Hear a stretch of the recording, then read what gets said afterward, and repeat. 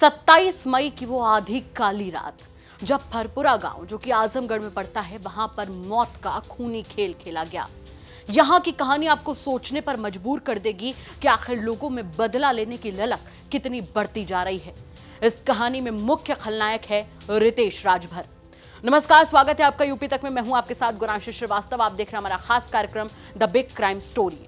The big crime story में कहानी आज उत्तर प्रदेश के आजमगढ़ के भरपुरा गांव की। यहां पर 27 मई की रात एक हमला होता है। रितेश राजभर की ओर से हमला किया जाता है, जिसमें अमित, जितेंद्र राजभर और इसके साथ साथ सुदर्शन राजभर घायल हो जाते हैं।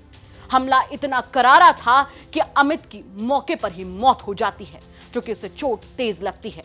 धारदार हथियार से हमला किया गया था, जिसमें जितेंद्र राजभर और सुदर्शन राजभर गंभीर रूप से घायल हो गए। पूरे गांव में हाहाकार मच गया कि आखिर ऐसा हुआ क्या, जिसके बाद पुलिस तक जब सूचना पहुंची तो पुलिस भी सन्न रह गई। एक साथ 3 लोगों पर धारदार हथियार से आधी रात में करारा हमला, पुलिस व्यवस्था पर भी एक चोट था। जिसके बाद जब पुलिस ने तलाश शुरू की तो कब्जे में आया रितेश राजभर। चूंकि सुदर्शन राजभर ने उसके खिलाफ लिखित तहरीर दी थी। अब चूंकि सुदर्शन राजभर ने बताया कि उसका बेटा अमित और जितेंद्र राजभर के साथ साथ वो बात कर रहा था, इसी दौरान हमला हो जाता है। इस हमले में न सिर्फ अमित की मौत होती है, बल्कि एक रिटायर्ड पुलिसकर्मी, बुजुर्ग पुलिसकर्मी जो हैं, वो भी बुरी तरह से घायल हो जाते हैं। साथ में घायल होते हैं सुदर्शन राजभर। पुलिस जब रितेश को गिरफ्तार करती है तो एक खौफनाक सच इस हत्या के पीछे का सामने आता है। रितेश जो बात बताता है उससे पूरा गांव सन्न था। रितेश ने बताया कि अमित, सुदर्शन और जितेंद्र ये तीनों गाली गलौज करते थे। शराब पीकर उनकी मां और सगी मौसी को गंदी गंदी, भद्दी भद्दी न सिर्फ गालियां देते थे, अभद्र टिप्पणियां करते थे, बल्कि उन पर गलत नजर भी रखते थे, जिसके चलते रितेश का खून खौलता था।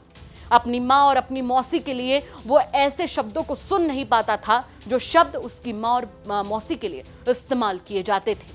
रितेश का धीरे धीरे खून खौलने लगा। उसके मन में बदले की आग धधकने लगी।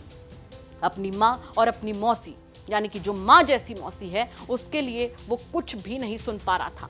अमित, जितेंद्र राजभर और सुदर्शन राजभर पर उसने आरोप लगाते हुए कहा कि लोग जब मौका देखते, जब शराब पीते, तब ना सिर्फ गाली गलौज करते, ना सिर्फ उनकी मां और मौसी पर अभद्र टिप्पणियां करते, बल्कि बदनीयत भी रखते थे। जिसके चलते आखिरकार रितेश के सब्र का बांध टूट गया और रितेश ने इन तीनों से बदला लेने की ठानी। 27 मई को आधी रात भी कुछ ऐसा ही हुआ। जितेंद्र राजभर, सुदर्शन राजभर और अमित एक साथ बात कर रहे थे। जिक्र आया रितेश राजभर की मां और मौसी का एक बार फिर से। लेकिन इस बार रितेश का गुस्सा 7वें आसमान पर पहुंच गया। उसने एक धारदार हथियार उठाया, अमित पर हमला किया, जितेंद्र पर हमला किया, सुदर्शन राजभर पर हमला किया। जिसमें जब जितेंद्र ने अपना बचाव करने के लिए डंडा सटाया तो उसके बाद रितेश को भी इसमें चोट आई। पीठ और सर पर रितेश को जब चोट आई तो वहां से भाग गया।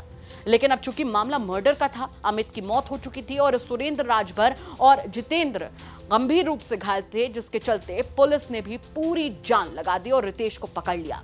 अब रितेश पुलिस की गिरफ्त में है। इसके साथ साथ आला कत्ल भी बरामद कर लिया गया है।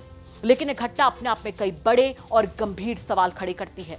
सबसे बड़ा सवाल तो यहां पर यह खड़ा होता है कि आरोपी रितेश राजभर के अगर दावों की माने तो उसकी मां और मौसी पर जो अभद्र टिप्पणियां की जा रही थी, शायद कोई भी नहीं सुन सकता। ना आप ना हम अपनी मां और मौसी के लिए ऐसे शब्दों को सुन नहीं सकते, बर्दाश्त नहीं कर सकते, और रितेश लंबे समय से इन्हें बर्दाश्त करता आ रहा था।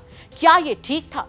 और उससे बड़ा सवाल यहां पर यह खड़ा होता है कि अगर रितेश को दिक्कत थी, उसको बुरा लगता था, उसका खून खौलता था, अमित, जितेंद्र और सुदर्शन से वो बदला लेना चाहता था, तो ऐसे में वो पुलिस के पास भी जा सकता था। इस पूरी घटना में बड़ी बात यह है कि रितेश ने हमला अपने सगे चाचा पर भी किया है। इन तमाम सवालों के साथ आपको छोड़कर जा रहे हैं। साथ ही आपसे भी कहना चाहेंगे कि अगर आपके आसपास के इलाके में कोई ऐसी बड़ी घटना होती है जो कि क्राइम की बड़ी खबर बन सकती है, तो हमें कमेंट करके जरूर बताइएगा। हम उसकी तह तक जाएंगे, उसके बाद में उसे खबर के तौर पर आप तक जरूर पहुंचाएंगे। नमस्कार।